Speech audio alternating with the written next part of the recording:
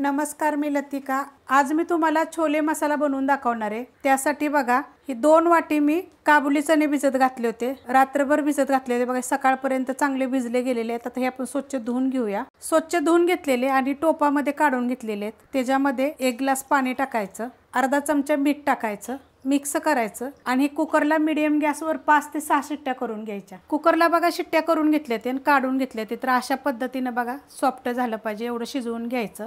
कढई गरम करत ठेवली, त्यामध्ये तेल टाकून घेऊया। तेल 1 पळी टाकायचं, तुमच्या आवडीप्रमाणे कमी जास्त तुम्ही करू शकता। आणि गरम करून घेऊया। तेल गरम झालेलं आहे। छोटा अर्धा चमचा जिरे चांगले तडतडून देऊया। त्यात 2 तेजपत्ते आणि 2 हिरव्या मिरच्या टाकायच्या। थोडंसं हलवू याला। आता ह्याच्यामध्ये 1 मोठ्या आकाराचा कांदा एकदम बारीक कापून घेतलेला आहे। कांदा चांगला भाजून घेऊया। कांदा बघा हलकासा भाजलेला आहे, जास्त नाही भाजलेला। आता ह्याच्यामध्ये आपल्याला 1 चमचाभर आलं आणि लसूण पेस्ट टाकायचे, ती पण आपण आता मिनिटभर परतून घेऊया। मिनिटभर परतून घेतलेला आहे। त्याच्यामध्ये 1 मोठ्या आकाराचा टमाटर एकदम बारीक कापून घेतलेला आहे। आता हे पण आपण हलवून घेऊया।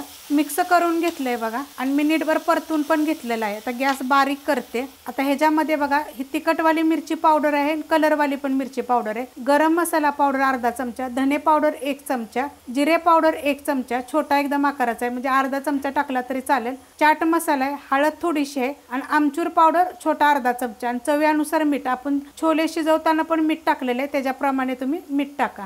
आता हे मिक्स करून घेऊया। मसाला टाकल्यानंतर बघा 1 मिनिटभर परतून घेतलेला आहे आणि गॅस मीडियम केलेला आहे। आता ह्याच्यामध्ये आपण हे छोले टाकायचे, त्याच्यामध्ये बघा थोडंसं पाणी शिजवलेलं। आता हे सगळं परतून घ्यायचं 1 मिनिटभर। मिक्स करून घेतलंय बघा। आता ह्याच्यामध्ये कोथिंबीर टाकायची आणि हे हलवून घ्यायचं। गॅस आपला मीडियम आहे। आता ह्याच्यावर आपण झाकण ठेवूया। 1 5 ते 10 मिनिटांसाठी झाकण ठेवायचं।